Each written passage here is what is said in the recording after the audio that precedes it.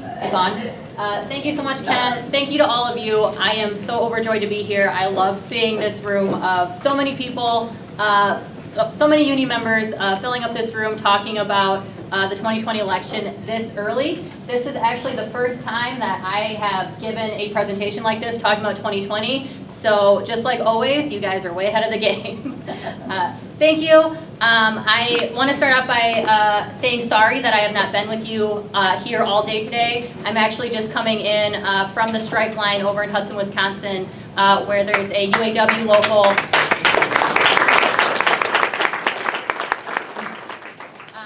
There's a UAW plant, GM plant in Hudson, Wisconsin. They have about 75 members there who assemble different parts for GM cars. They are out on strike. Every single one of them has honored the line, along with the other 50,000 UAW members currently on strike against GM. So I wanted to recognize them and all that they're going through right now. And if any of you have a few hours to spare, please go over and make the trip to Hudson. It's only about half an hour away from here. And they could really use the support. I'm happy to share the address or directions with any of you after I'm done with my talk.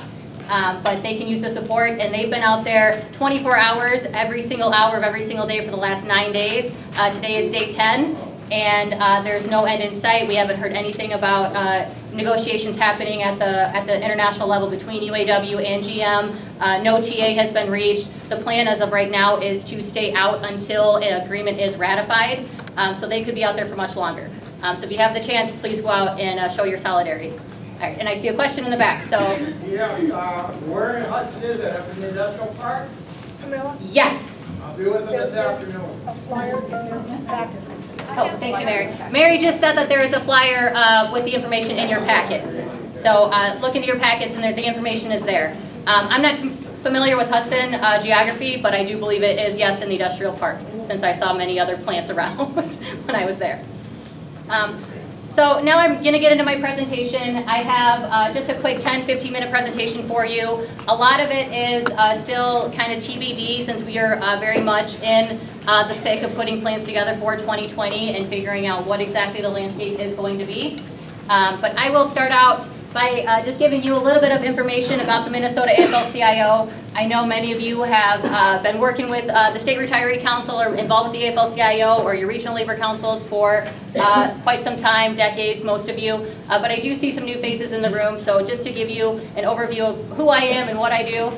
I sound like that presidential candidate up on stage at that debate. Who am I? What am I doing? So the Minnesota AFL-CIO is the American Federation of Labor Congress of Industrial Organizations. We are the umbrella organization for 1,000 local unions in Minnesota. We have about 300,000 union members who are a member of a union that affiliates with us. And the AFL-CIO does a lot of political activism, legislative activism, a bunch of different things, mostly political and legislative. That's what I'm going to talk to you about today. But we work with the different unions all over the state.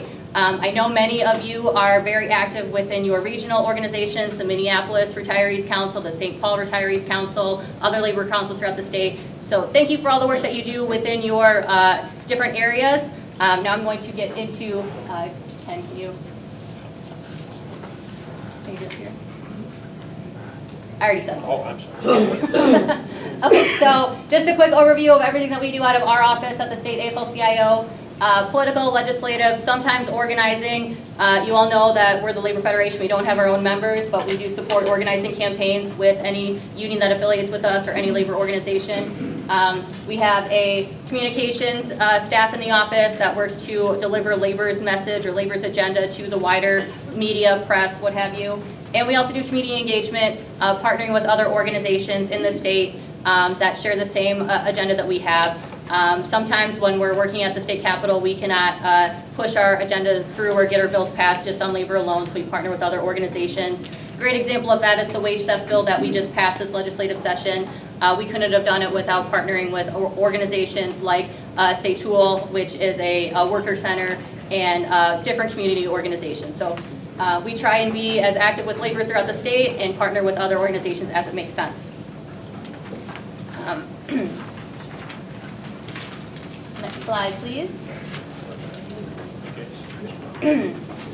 So when I say that we are a mostly political legislative organization, oh, Carol, is This is in your packet.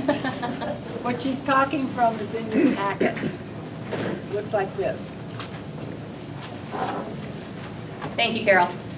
So when I say that we are a political legislative organization, or that's what I mostly do, what I mean is that we do a whole lot of different tactics, the same as any other candidate or party or campaign. We run exclusive member-to-member programming. We are what is called an independent expenditure, but we do not interact with general public. We only talk to union members. And when you look at the size and scope of what the labor program is, it's actually very comparable to one congressional district. So our 300,000, 350,000 union members that we work to carry out our political program, that's the same size of how many voters that a congressional candidate is looking to win. So I bring that up because we are the largest independent expenditure. We are the largest people-powered, volunteer-based political organization in the state, and we shall be very proud of that. All of the work that we do through the Coordinated Labor Program, and frankly the work that all of you do to support that, ensures that all of our political programs and the campaigns that we run delivers 20% of the entire vote in the state of Minnesota. No other organization outside of the parties can say that they deliver 20%. So we should be proud of how big we are and the impact that we have. So you can see up here on the screen what we do as far as carrying out our tactics and how we do deliver that 20% and what it actually means for work on the ground. We do member-to-member program, direct voter contact. That is doors and phones. I know you all are familiar with our doors and phones program, so I'm not going to get too much into that. This year for 2020, we are going to significantly ramp up our impact at work sites. We know that as labor, the one tactic that we have that we can do as labor and union members that no one else can do is talk to union members on their work sites. So we are going to invest a lot more into this tactic and reach members where they are at work and have those try and foster those individual worker-to-worker conversations. We also send a pretty significant amount of mail. I'll get into more about the retiree-specific mail that you guys did last year and what we're hoping to do again this year. Also ramping up our presence on social media as far as paid Facebook ads, paid Google ads, Hulu, etc. It's a world that we live in now, and we gotta play. It's kind of the new arms race. If you've ever heard that term of political TV ads referred to as the arm race. If one candidate is putting ads on TV and the other one's not, that gives them a significant bump. That's where we are with digital ads now. If we're not there on Facebook or on social media or whatever, then we're ceding ground and losing to other candidates that are not endorsed by labor. Go on, please. I know a couple of you in this room have already seen this slide because I put it in every presentation I give, but this slide really highlights what we do and the impact that labor has by having individual conversations. So last year in 2018, through our door knock and phone bank program, talking to union members all around the state, we were able to capture that any union member that was talked to by another union member on the phone turned out to be 9% more likely to vote. And any union member that was talked to at their home, at their door through our door knock program, was 11% more likely to vote.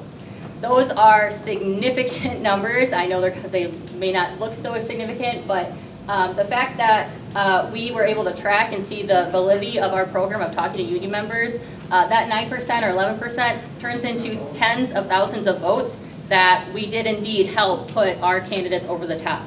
And even though most of our statewide candidates won by significant margins, that the union numbers didn't actually make the difference in the statewide elections like Governor Walz or Steve Simon, we contributed significantly to that. And we can actually say that labor being in different areas around the state helped elect certain state house candidates and delivered different elections. So we know that the member-to-member works. That's why we're going to keep doing it.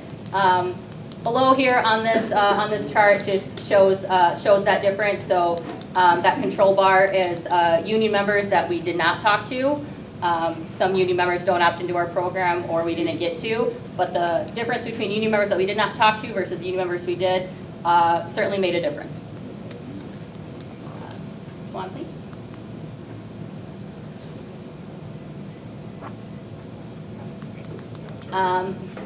Getting into another one of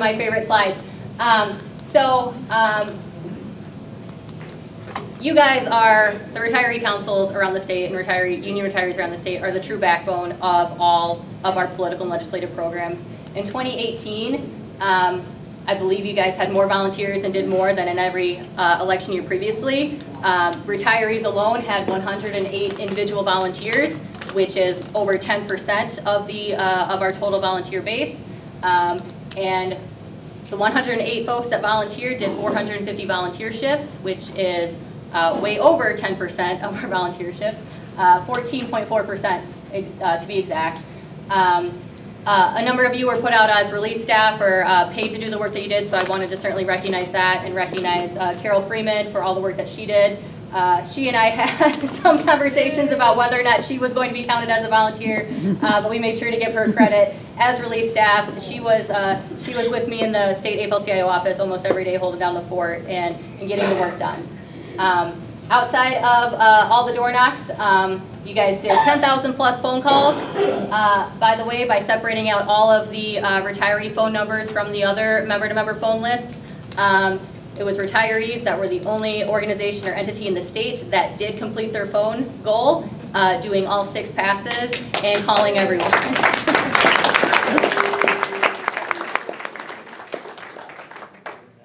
And on top of the doors and the phones, we had a very robust postcard program. You guys wrote over 1,000 postcards to union members in those mail-only precincts. So that made a huge impact on whether or not union members in mail-only precincts that are not in an area that we can door knock, they were receiving another tactic, and that certainly ran the numbers up. So thank you so much for all the work you guys do. Like we say, this program will not be a success without you. I don't have it on a slide here, but for all of Labor 2018, you guys did 14% of the shifts, slightly over 14% of all of the work. When it comes to the legislative session and the special elections that we had this past spring, so Senate District 11, and then that was a special election with Tony Laurie moving up to DHS, and then that election, and then having Jason Rarick win that election, and then having the special House election. Looking at the numbers for the small program that we ran for that one part of the state, the Retiree Council did over 40% of that work. So not only do you guys show up during main elections, during the main election year, you guys show up and do the work during the special elections. And we unfortunately didn't win that special election, but it was because of retirees that we got 40% of that work done. So thank you for that. This next slide shows all of the members of the State Retiree Council who gave their time at 10 shifts or more, 10 volunteer shifts last year in 2018. So I can read the names, and I know many of you are in the room, but if you see your name up there, can you raise your hand so we can recognize everyone who did 10 or more shifts?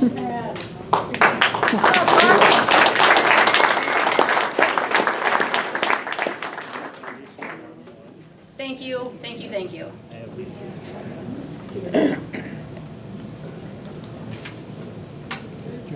Okay, now let's get into Labor 2020. As I mentioned before, everything is kind of still to be determined. We're still figuring out what the landscape is. But we do know that there are some things with different elections and different labor campaigns that never